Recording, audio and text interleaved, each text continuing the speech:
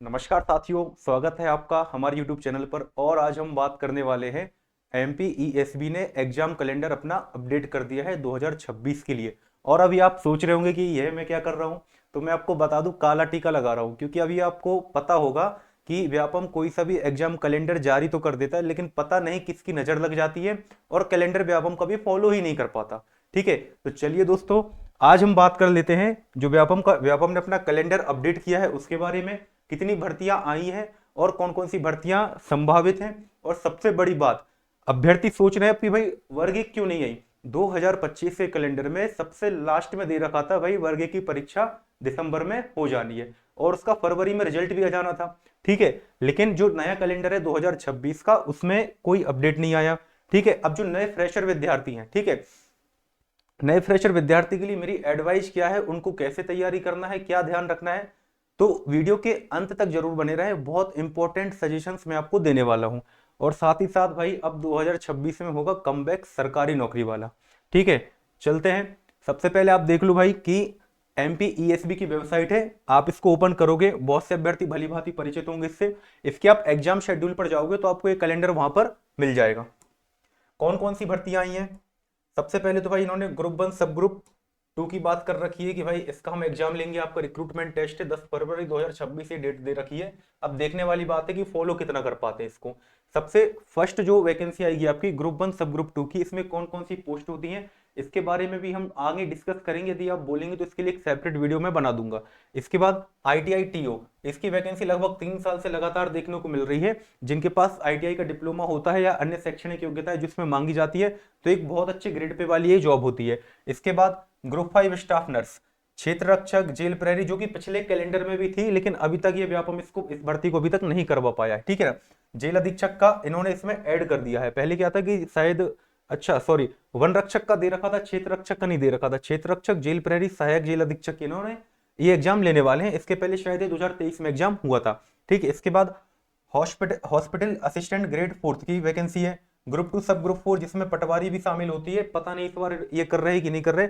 शायद last time उन्होंने लिख कर दिया था प्रॉपर कि इसमें वो पटवारी का एग्जाम भी साथ में करवाएंगे। ठीक है ना, तो ये देखने वाली बात होगी इसके साथ पटवारी का रिक्रूटमेंट आता है कि नहीं आता, बस आपको तैयारी करते जाना है। ग्रुप 3 सब इंजीनियर की वैकेंसी रहने वाली है। इसके बाद animal husbandry and dairy technology diploma entrance test है। ये कोई वैकेंसी नहीं है, ये सिर्फ एक एंट्रेंस टेस्ट होता है। इसके बाद ANM का एंट्रेंस टेस्ट है। Pre nursing selection test PNST का एंट्रेंस है। इसके बाद BSc नर्सिंग का एंट्रेंस है। प्री एग्रीकल्चर टेस्ट, जो एग्रीकल्चर कॉलेज में एडमिशन लेने के लिए एंट्रेंस होता है, वह टेस्ट है। इसके बाद बात करते हैं सबसे बड़ी चीज, मिडिल स्कूल टीचर। लगता है हाई लिखना भूल गए यहाँ पर इन्होंने। मिडिल का मतलब वर्ग 2 का इन्होंने फिर से पात्रता परीक्षा लेने की घोषणा भाई कर दी है। ठीक है, वर्ग 2 की पात्रता परीक्षा लेंगे। कब लेंगे? जुलाई 2026 में लेंगे। ठीक है, जुलाई 2026 में इसकी एग्जाम होगी। देखने वाली बात है कि कब होती है। इसके अलावा इन्होंने वर्ग 3 का अनाउंसमेंट, पात्रता परीक्षा का अनाउंसमेंट जो है फिर से कर दिया है। ठीक है, तो ये कुछ ये बड़ी भर्तियां रहेंगी जो हमें देखने को मिलने वाली है। वही मैं बात कर रहा था हाई स्कूल भर्ती का, मतलब हाई स्कूल टीचर एलिजिबिलिटी का। इसके बारे में भी हम बात करेंगे। वर्ग 3 की जो आपकी पात्रता परीक्षा होगी अगस्त 2026 में। तैयारी में अभी से लग जाना है। इसके बाद 15 नंबर पर अपनी ग्रुप 2 सब ग्रुप 2 की वैकेंसी। ठीक है, इसके बाद ग्रुप 4 असिस्टेंट ग्रेड 3, जो अभी हाल ही में पेपर हुआ था इसका 2 महीने पहले। और इसके बाद ग्रुप 1 सब ग्रुप 1 ग्रुप 2, शायद इसमें एग्रीकल्चर वाली भर्ती आती है। ठीक है, और इसके बाद एक बड़ी वैकेंसी देखने को मिलेगी आपको MP police constable recruitment test. इसमें लगभग 7 से 7,500 पद आने की संभावना आपको मिलेगी। और जो एग्जाम होगा अक्टूबर 2026 में इसका एग्जाम होगा। ठीक है, बात करते हैं वर्ग 1 कब आएगी अब। ठीक है, पिछला जो नोटिफिकेशन था उसमें इन्होंने अक्टूबर दे रखा था कि अक्टूबर में भाई हम इसका नोटिफिकेशन जारी कर देंगे। ठीक है, इसके बाद जो है दिसंबर में हम इसकी एग्जाम ले लेंगे। दिसंबर में इसके एग्जाम भी लेने वाले थे। ठीक है, और फरवरी में इसका देने वाले थे रिजल्ट। ठीक है, फरवरी 2026 में। और अब 2026 का जब कैलेंडर आया, इन्होंने भर्ती ही गायब कर दी। अब संभावना है कि जो पिछला कैलेंडर था उसमें जो भर्तियां छूट गई हैं वो इसमें करवा सकते हैं। 2026 में करवाएंगे। ऑब्वियस बात है 2025 लगभग अब खत्म हो गया है। मुख्यमंत्री की खजुराहो में एक बैठक हुई थी जहां पर उन्होंने ESB के चेयरमैन को निर्देश दिए थे कि भाई जल्दी से जल्दी आप अपना एग्जाम कैलेंडर अपडेट कर दो। जल्दबाजी का नतीजा है कि बहुत सारी वैकेंसी जो इंपॉर्टेंट है उन्होंने छोड़ दी इसमें। ठीक है, अब एक बात मैं यदि आपको यहां बता दूं कि जो अपना 2025 का एग्जाम कैलेंडर था उसमें इन्होंने MP पुलिस का, ठीक है, MP पुलिस कांस्टेबल का नहीं दे रखा था। ठीक है, एमपीएसआई का नहीं दे रखा था, और साथ ही साथ कुछ और वैकेंसी ऐसी थी जिनके उन्होंने 2025 के कैलेंडर में जिक्र ही नहीं किया था, लेकिन उसके बाद भी उन्होंने वो भर्ती ली। ठीक है, तो अब आपको क्या करना है, वर्ग की तैयारी जो अभ्यर्थी अभी कर रहे हैं उनको तैयारी बिल्कुल नहीं छोड़ना है। किसी भी वक्त वो अचानक से आपको धप्पा कर देंगे, नोटिफिकेशन डाल देंगे, 45 दिन में एग्जाम भी ले लेंगे। और जिन बच्चों ने तैयारी छोड़ दिया, जिन विद्यार्थियों ने भी तैयारी शुरू ही नहीं की, इस इंतजार में कि भाई 2026 में तो आया नहीं है, इसका पता नहीं कब आएगा, हम तैयारी करें कि ना करें, तैयारी हमारी वेस्ट तो नहीं चली जाएगी। तो उन अभ्यर्थियों के लिए बहुत इंपॉर्टेंट मैं एडवाइस दे रहा हूं कि भाई आपको तैयारी नहीं छोड़नी है, किसी भी समय वो वर्ग 1 की वैकेंसी के लिए पात्रता परीक्षा का नोटिफिकेशन जारी कर देंगे।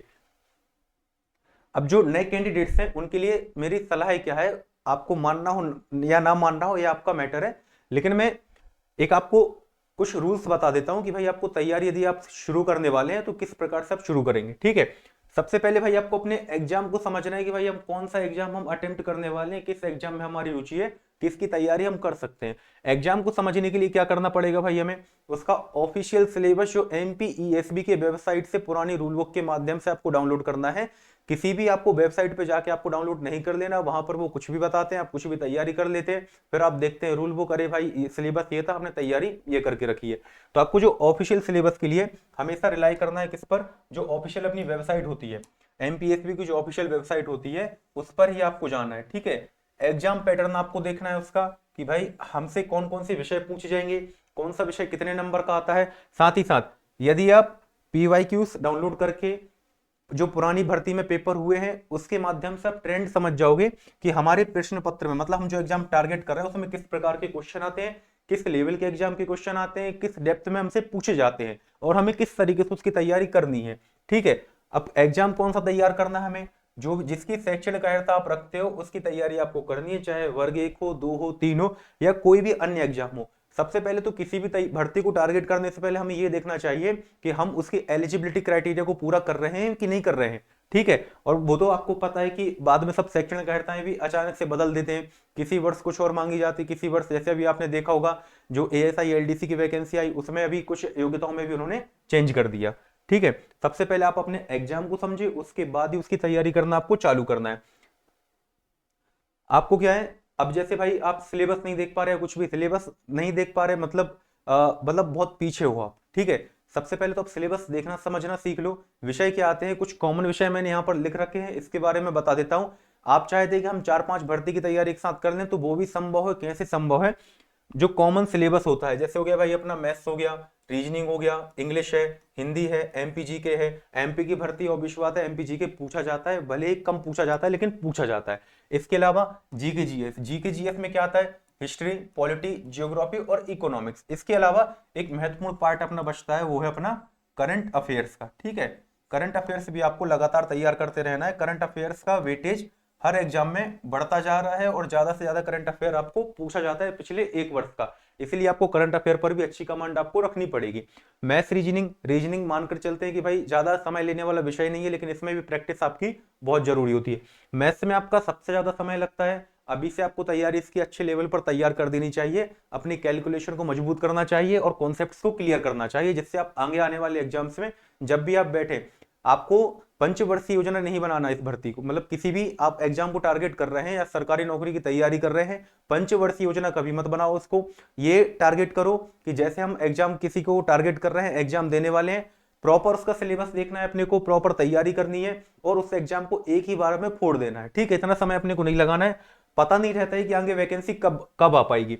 इसके बाद अपना फाउंडेशन आपको स्ट्रॉन्ग करना है। कैसे करना है, जैसे ग्रामर हो गई, चाहे वो हिंदी की व्याकरण हो, इंग्लिश की ग्रामर हो, या मैथ्स हो आपकी, या रीजनिंग हो, या जीके, इन सभी में आपको अपने कॉन्सेप्ट सारी क्लियर करना है। जीके में क्या है, स्टैटिक पार्ट ज्यादा रहता है, स्टैटिक पार्ट से आप कॉन्सेप्ट एक बार अच्छे से पढ़ लेंगे, उसके बाद आपको बार बार सिर्फ रिवाइज करने की जरूरत पड़ेगी, शॉर्ट नोट्स के माध्यम से आप उसका आसानी से रिवीजन कर पाएंगे। बस एक बार कॉन्सेप्ट समझने की देर होती है, फिर आप किसी भी एग्जाम के लिए अच्छे से तैयार हो जाते हैं। ठीक है, बिना कॉन्सेप्ट समझे सीधे एमसीक्यू लगाने से बचे।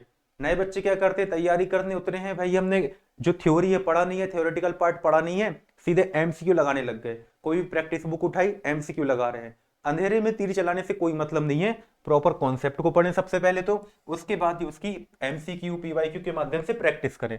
ठीक है, एनसीईआरटी को अपनी पहली किताब बनाएं, छठवीं से लेके 10वीं 11वीं 12वीं जो मैंने आपको विषय बताए हुए हैं यहाँ पे, जैसे भाई आपका जी के जीएस वाला पार्ट हो गया, ठीक है। तो आपको जो एनसीईआरटी है साइंस वाला पार्ट हो गया, एक महत्वपूर्ण विषय मैं यहाँ पर भूल गया हूँ, यहाँ पर नोट कर देता हूँ कि भाई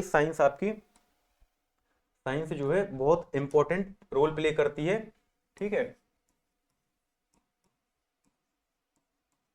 साइंस में क्या भाई, बायो, केमिस्ट्री एंड जो आपकी होती है फिजिक्स, ये आपको पढ़ना ही पढ़ना है।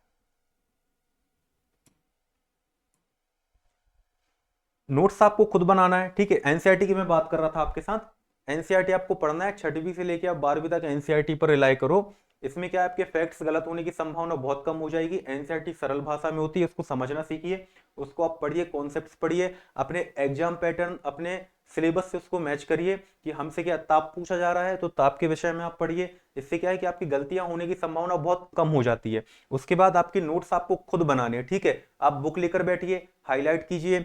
हाईलाइट के अलावा आप नोट्स अपने एक पेज में, जैसे कोई भी आपने टॉपिक लिया है उसके आप 1 पेज नोट बनाना सीखिए कि एक पेज में हमारा टॉपिक, जब हम एग्जाम देने के लिए जिस दिन जाएंगे या एक हफ्ते पहले हम जब रिवीजन करेंगे, 1 वीक पहले, तो हम उसका हर टॉपिक का हम 1 पेज में रिवीजन हम कर लेंगे। मतलब हर टॉपिक के लिए आपके पास 1 पेज होना चाहिए। उसके जो इंपॉर्टेंट फैक्ट्स हैं, ठीक है, डेट्स हैं, आपको उनके नोट्स बनाने हैं और उनको रिवीजन फ्रेंडली बनाना है। एग्जाम के आप 1 महीने पहले, 1 वीक पहले यदि आप उनको पढ़ने बैठे तो आपको बोरियत भी नहीं लगेगी, आपका सारा का सारा टॉपिक, सारा का सारा सिलेबस आपका जल्दी से जल्दी कवर हो जाएगा, ठीक है।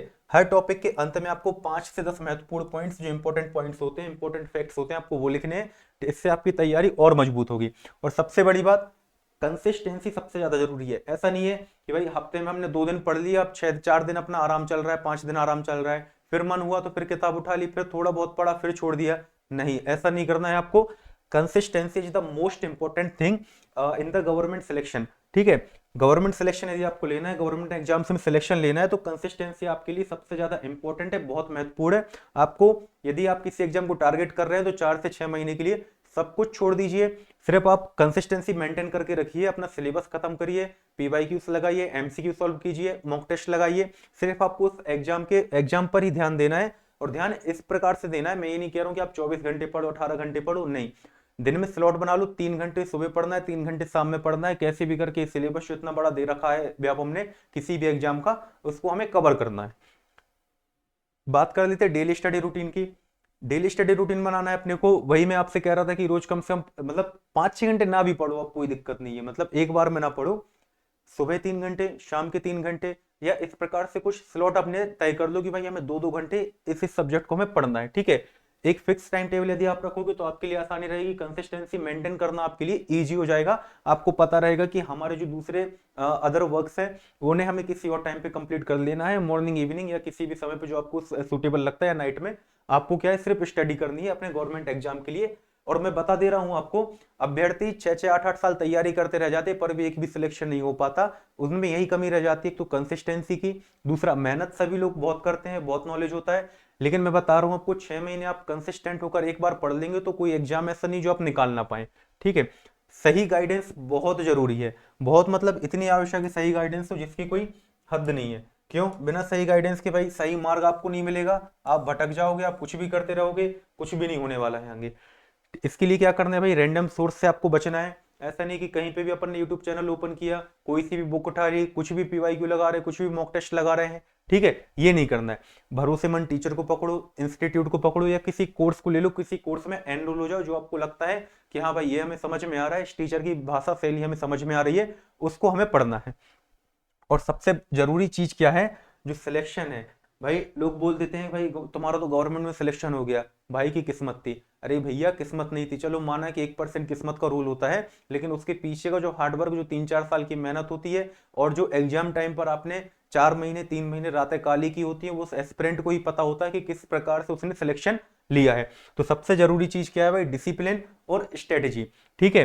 डिसिप्लिन आपका सबसे इंपॉर्टेंट पार्ट, जो सबसे इंपॉर्टेंट रोल है डिसिप्लिन आपका प्ले करता है, ठीक है।